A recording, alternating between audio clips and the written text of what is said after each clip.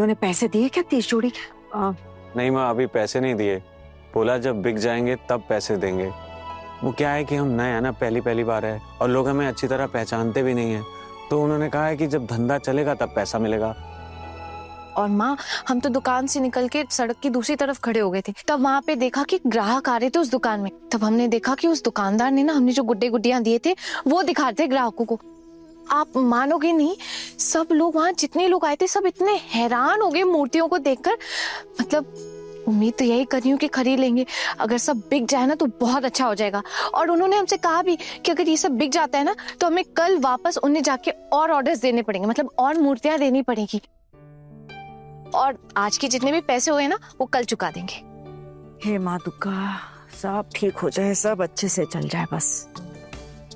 दाम क्या तय हुआ? गरिमा, दाम ना कम करना पड़ा। पर गरिमा आप बिल्कुल भी चिंता मत कीजिए, कोई भी नुकसान नहीं होगा, सब मैनेज कर लेंगे हम लोग।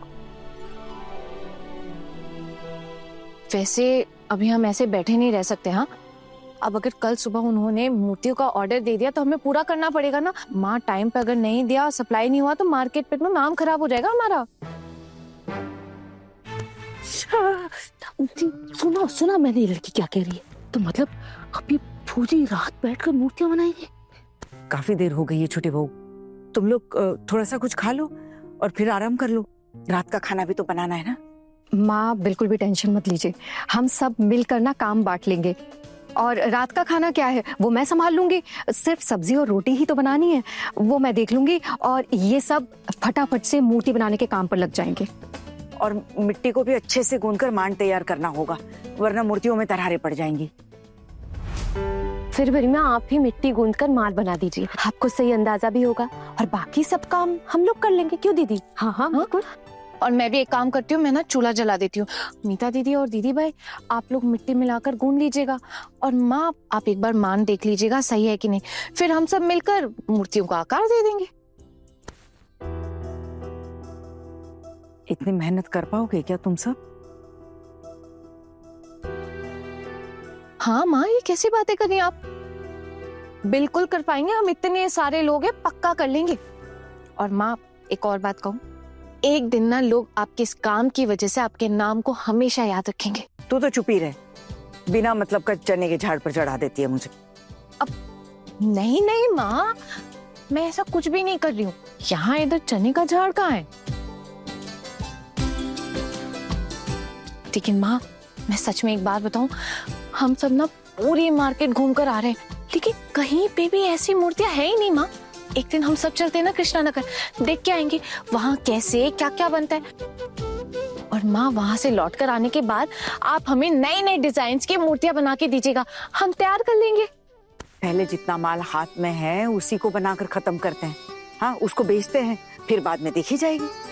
माँ आप बिल्कुल भी टेंशन मत लीजिए, सब हो जाएगा। और पता है आपको, दुकानदार भी हमें बहुत अच्छे मिले।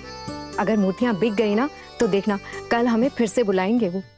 और अगर नहीं बिकी तो? अरे नहीं माँ, ऐसा नहीं होगा, सब बिक जाएंगी। वो दुकान बहुत चलती है, कई चीजें खरीदने आते हैं लोग वहां पे। माँ, वो जो आपकी मूर्तियां थी ना, जब वो काउंटर पे रखी गई थी ना, तो काउंटर इतना सुंदर लग रहा था। अब आपको कैसे पता होगा, आप वहां गई ही नहीं थी। आपकी मूर्तियां चमक रही थी दुकान में, लोग हैरान थे कारीगरी देखकर। अच्छा हुआ जो भी हुआ, अब इस उम्र में एक बीड़ा उठाया है, अधूरा रहेगा ना तो अच्छा नहीं लगेगा। अब घर में इतने सारे लोग हैं, सबका पेट पालना है। ए बड़ी बहू। जी माँ। जाओ, जल्दी से जाके काम खत्म करो, समय बर्बाद मत करो। हाँ, मैं जाकर निपटा देती हूँ सारा काम।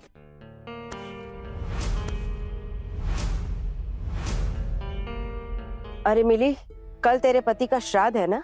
हाँ पिशिमुनी, मैं मंदिर जाके थोड़ी पूजा कर लूंगी, घर पे कुछ नहीं करूंगी। जो कर रही हो कम कर रही हो क्या? विधवा के लिबास में बाजार में इनके साथ आवारागर्दी करती हो, अब क्या बाकी रह गया है करने को? ठाकुर जी, हर इंसान को अपने हिसाब से अपनी जिंदगी चलानी होती है। अगर ये काम नहीं करेगी, घर के काम में हाथ नहीं बटाएगी, बाजार नहीं जाएगी, तो यहाँ इस घर में इसे मुफ्त की रोटी कोई नहीं खिलाएगा। और आप तो घर के हालात जानती ही हैं। बड़े बेटी की नौकरी नहीं है, छोटू पर सारी जिम्मेदारी आ गई है। कितनी जिम्मेदारी उठाएगा वो? वैसे भी बड़ी मुश्किल से घर चल रहा है। और छोटी, मैंने तो सुना है कि टुकुन को तूने घर खर्चे के लिए पैसे देने से मना कर दिया है। जो भी पैसे देने वो सिर्फ तुझे दे, और अगर वो मुझे पैसे देगा तो तू उससे रिश्ता तोड़ेगी। तू चिंता मत कर छोटी, मैंने टुकुन से कह दिया है कि मुझे घर खर्च के पैसे देने की जरूरत नहीं है। वैसे भी उस पर क्या कम जिम्मेदारियां हैं? उसके ऊपर अब अपने माँ बाबा की जिम्मेदारी है, अपने पत्नी की जिम्मेदारी, फिर उसके अपने अलग से खर्चे। कितना क्या करेगा बेचारा? उसे मैंने अपने सर पर हाथ रखकर कसम दिलवाई है कि वो मेरे खाते में घर खर्च के कोई पैसे नहीं डालेगा। और इसलिए अब हमें अपना खुद का इंतजाम करना होगा। खुद के पेट पालने के लिए मेहनत तो करनी होगी ना, और हमारी अपनी जिम्मेदारी हम खुद लेंगे। भाभी आप कीजिए ना, आपको जो करना है, नाम कमाइए, पैसा कमाइए, हमने थोड़ी ना मना किया आपको।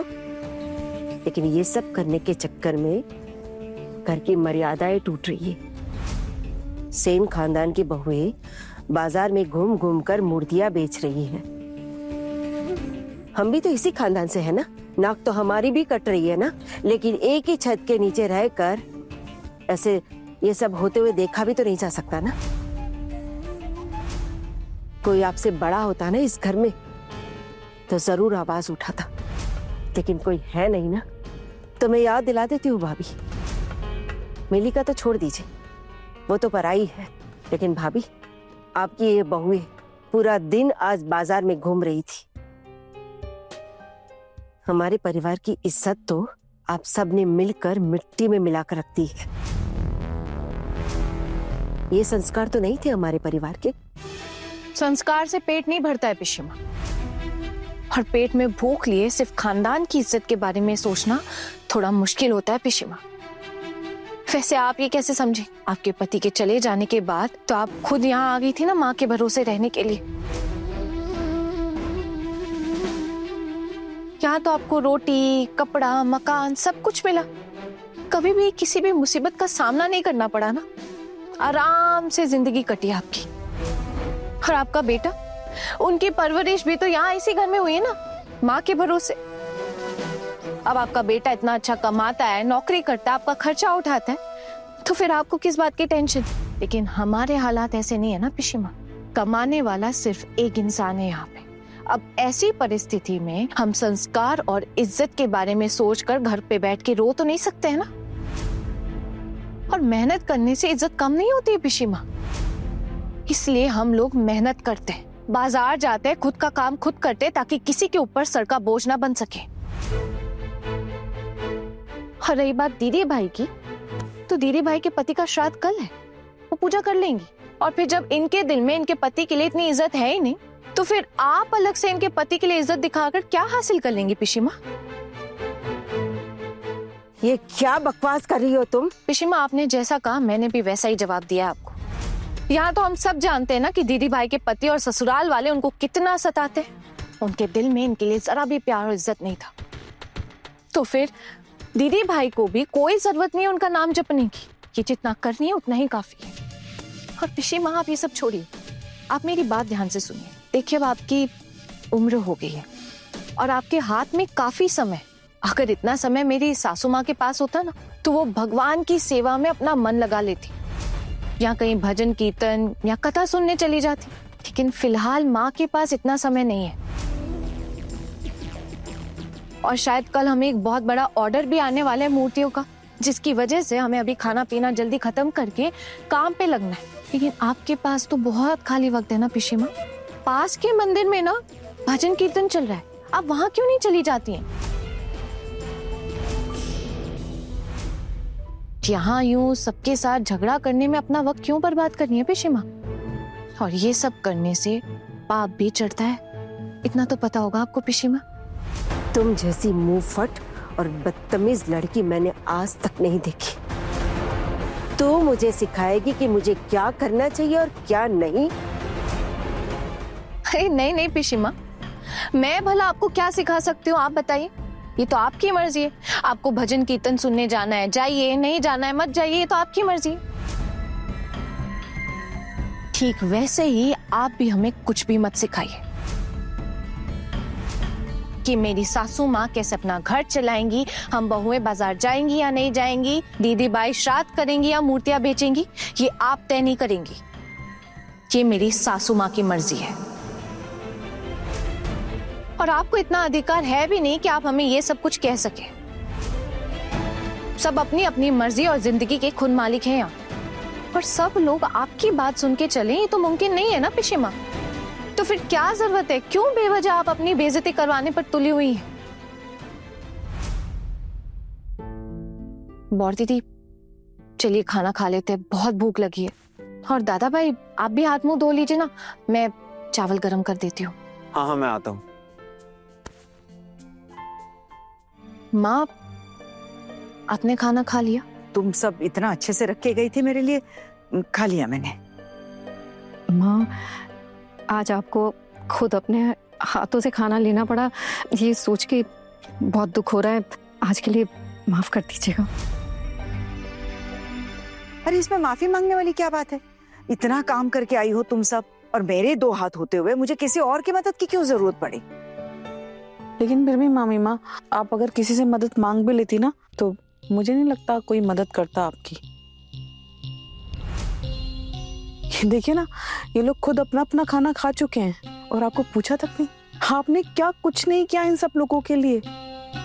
मुझे ये समझ में नहीं आ रहा मामी माँ कि इन लोगों को जरा सा भी ख्याल नहीं है आपका। चुप कर। बड़ी दया दिखा रही है तू। ये मत भूल, मैं तेरी सासू माँ हूँ, ये नहीं, ये मत भूल जा तू। क्या कहा आपने? आप मेरी सासू माँ हैं। ऐसा कोई काम किया है आपने सासू माँ के मुझे याद रहे? उल्टा आपने मुझे भूलने पर मजबूर कर दिया है कि असल में आप मेरी सासू माँ हैं, ये नहीं। मैं ना प्रार्थना करूंगी दुर्गा माई से कि मुझे ना मेरे बाकी के जन्मों में मेरी सगी सासू माँ के रूप में हमेशा मुझे मेरी मामी माँ मिले।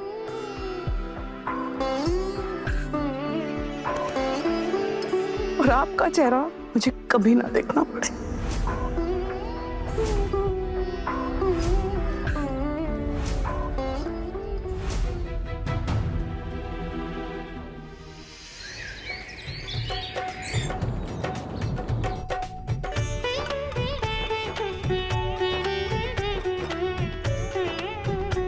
देखिए दीदी, हमें ना थोड़ा जल्दी करना पड़ेगा। आज किसी भी वक्त फोन कर सकते हैं पाल बाबू। कम से कम नहीं तो भी 70 जोड़ी तो तैयार करके रखने ही पड़ेंगे हमें। अरे मूर्तियां अच्छे से सूखनी भी तो चाहिए, अगर धूप में नहीं सूखी तो टूट भी सकती हैं। जी माँ, धूप में तो आज सुखा ही रहे, और कुछ मूर्तियां ना हमने बाहर रख भी दी है सूखने के लिए। और ये जो पुतलियां हैं ये सूख गई थी तो इन्हें कपड़े पहनाने के लिए ले आए। अरे माँ इतनी मुश्किल से ऑर्डर मिला है, इसे छोड़ भी तो नहीं सकते हैं ना। एक काम करते हैं, सारी मूर्तियों को तैयार करके ना टोकरी में रखकर धूप में सुखा देते हैं, सूखती भी रहेंगी साथ साथ। पहले गांव में बहुत सी मूर्तियां ना हम अपने आंगन में ही सुखाया करते थे। गांव में जब भी मूर्तियां बनाते थे ना तो तेज धूप में सुखाने रखते थे, ऐसे आंगन में ही पड़ी रहती थी और बहुत ज्यादा बनती भी नहीं थी उन दिनों में। यही मोहल्ले के बच्चे मांग लेते थे तो 2-4 मूर्तियां बना के दे दिया करती थी, या फिर स्कूल में वो प्रदर्शनी होती थी ना तो वहां रखते थे।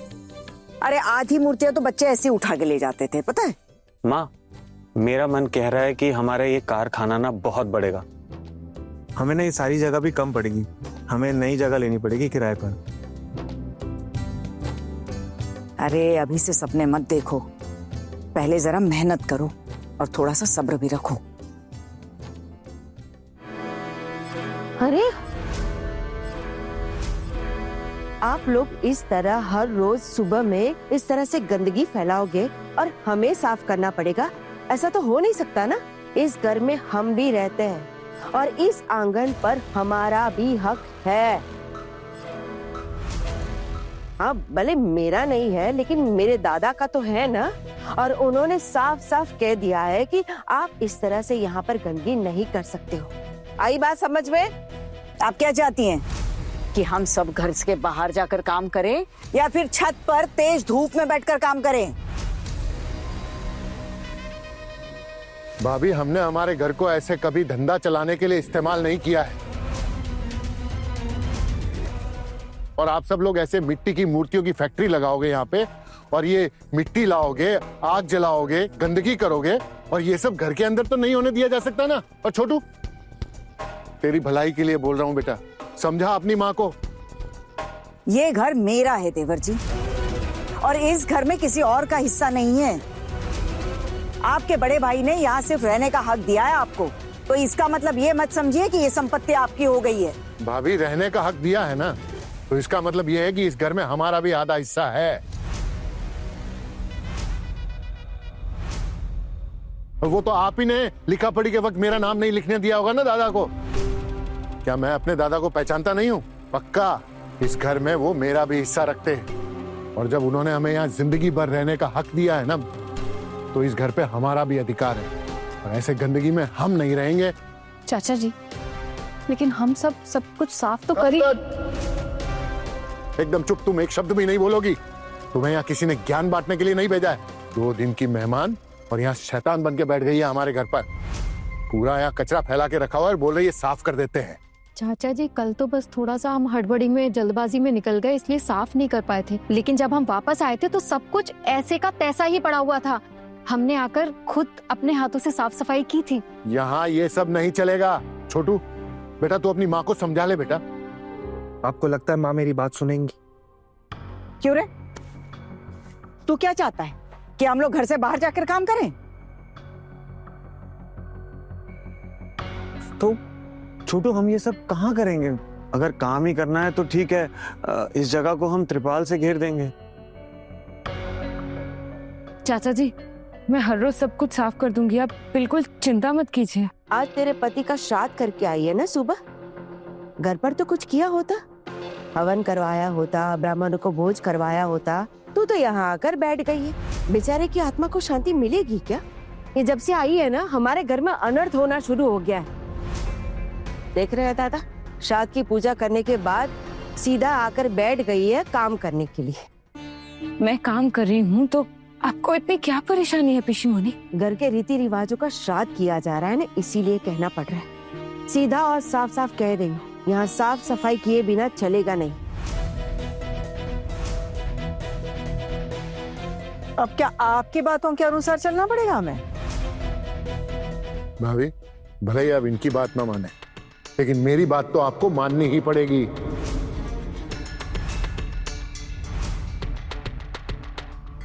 चाचा जी, आप खामखा गुस्सा क्यों कर रहे हैं? जैसे हमारा बिजनेस बढ़ेगा, हमें ज्यादा प्रॉफिट होगा, तो हम ये सारा काम कहीं और शिफ्ट कर लेंगे। फिलहाल ऐसी हालत में खुद का घर होते हुए हम किसी और को भला किराया क्यों देंगे? और आप तो जानते हैं हमारी तंगी में हमारी हालत है।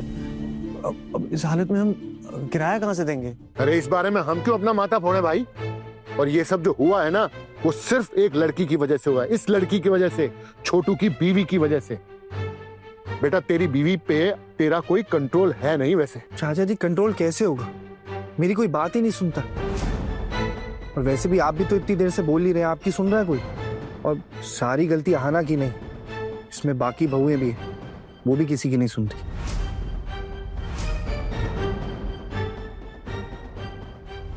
अरे बेटा, किसकी संगत में ये सब हो रहा है, ये भी तो बोल छोटू। इसकी प्यारी बीवी ही तो हर बर्बादी की जड़ है। आप लोगों को जो करना आप कीजिए, मैं आप लोगों को कुछ नहीं बोलूंगा। मतलब तू भी यही मानने लगा इनके साथ कि यहाँ हमारा काम करना सही नहीं है? कहना पड़ेगा ना माँ, और कोई ऑप्शन नहीं है मेरे पास। हम सब एक साथ एक ही घर में रहते, और सबकी खुशियों की जिम्मेदारी भी तो हमारी है। अब हमारा घर पहले इतना गंदा तो नहीं रहता था ना, इसको साफ रखने की हमारी जिम्मेदारी है। अगर आप ऐसे आग जलाएंगी, ये मिट्टी फैलाएंगी, गंदगी करेंगी, जो मन में आएगा वो करेंगी, तो ऐसा कैसे चलेगा? हमें ये मानना पड़ेगा ना कि हमारे घर में और लोग भी रहते, उन्हें इस गंदगी से प्रॉब्लम हो सकती है। तूने तो उसी दिन हाथ खड़े कर लिए थे ना सबकी जिम्मेदारी उठाने से। तो अब हमें अपना पेट पालने के लिए कुछ ना कुछ तो करना होगा, अपनी जिम्मेदारी तो लेनी होगी। तो सबका गुजारा कैसे होगा? हाँ, जहां तक रही बात गुजारे की, आप एक काम कीजिए, आप पहले ये बताइए, आपने मंजरी भाभी को क्यों रोक कर रखा?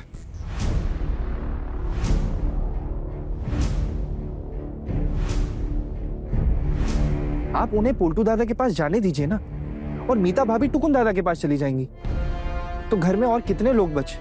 और जहां तक रही बात अमर दादा की, मुझे पूरा भरोसा है वो कुछ ना कुछ कर लेंगे, और अमर दादा और मैं, हम लोग मिलके घर को संभाल लेंगे। बस इतनी सी तो बात है, कोई परेशानी नहीं होगी। क्या कहा भैया आपने? मेरा खर्चा उठाने की किसी को कोई जरूरत नहीं है।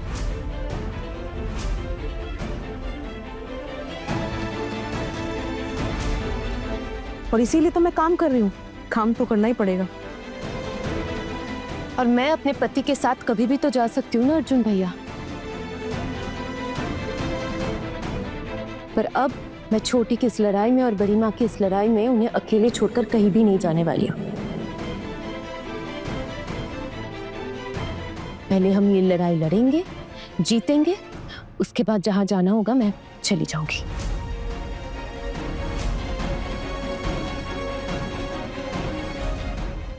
अब आप ही बताइए मैं क्या बोलूं, मैं क्या ही कह सकता हूँ इस बारे में। आपसे किसी ने कुछ कहा क्या कहने के लिए? आपने तो कहा कि आप हम सबका खर्चा नहीं उठाएंगे, तो हमने आपसे जबरदस्ती की नहीं ना, इसीलिए हम अपना इंतजाम खुद ही कर रहे हैं। एक मिनट, मेरा फोन बज रहा है। कुछ काम करने का सोचो तो ढेर सारी बाधाएं आ जाए तो काम करना मुश्किल हो जाता है। हेलो, हाँ जी नमस्कार पाल बाबू जी, कहिए। आज ही आना है जी? वो गुड्डे गुड़ियां लेकर आना है? नहीं